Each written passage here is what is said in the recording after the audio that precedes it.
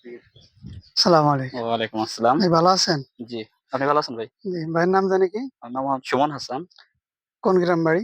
বনগ্রাম, Purapara union. পুরোপুরি নগরকান্দা ফরিদপুর। না, জি, আপনি তো এই যে পেঁয়াজ আপনার হাতে দেখতেছি। তো কি জাতের পেঁয়াজ? এটা হচ্ছে অ্যামাস্টেন। এমাস কোম্পানির এমাস 10। ভাই আপনি তো গত বছরও এমাস 10 চাষ করছিলেন।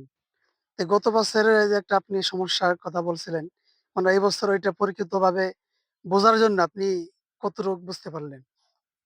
গতবার আপনার কাছ থেকে আমি ১ কেজি বীজ আনছিলাম। তাই গতবার একটা জমিতে আমার খারাপ হয়েছিল কিন্তু বাকি জমিগুলো ভালো হয়েছিল। এবছর আমি ২ কেজি বীজ আনছি। ১ কেজি বাড়ায় আনছি। জি, ইনশাআল্লাহ গত বছর থেকে এবারের রেজাল্টটা আরো বেশি ভালো।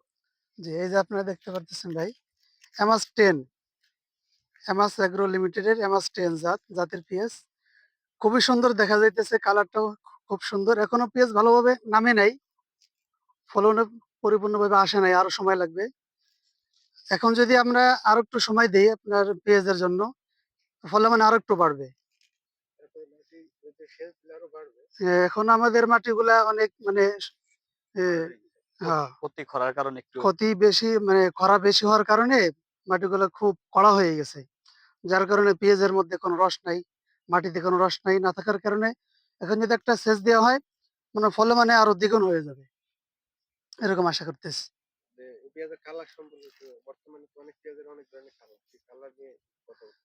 এখন কালারে এখানে আমি এখন পেঁয়াজের পরিপূর্ণ আসে নাই। তারপরেও কালার খুব সুন্দর আসতেছে। হ্যাঁ, হ্যাঁ। অরিজিনাল যে পেঁয়াজের কালার, আমাদের দেশি পেঁয়াজের কালার। তাহের ভাইয়ের কালার। হ্যাঁ, এই যে দেখেন। যেগুলা মোটামুটি পেঁয়াজটা আসছে, এগুলোর কালারটা খুব সুন্দর। আরো সুন্দর হবে। আরেকটু সময় দিলে পেঁয়াজা আ আপনার খুব সুন্দর আসবে। ৮০ দিনের ফলও মতো মানে বয়স হয়েছে পেঁয়াজের। হ্যাঁ,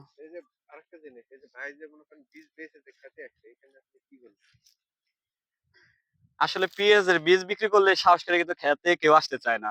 দোকান পর্যন্তই তার সীমাবদ্ধ। বিক্রি করলো, বিক্রি করা পরে শেষ। কিন্তু ইমরান ভাই গতবারও আসছিল, এবারও আসছে। এটা ইমরান ভাই সবচাইতে আমার কাছে বেশি ভালো লাগে। ইমরান ভাই বীজ বিক্রি করার মধ্যে সীমাবদ্ধ থাকে না এবং তিনি খোঁজ খবর নেয় এবং মাঠেও অনেক সময় আসে। না, পরামর্শ এবং সব ধরনের কীটনাশকই ইমরান ভাই বিক্রি করে।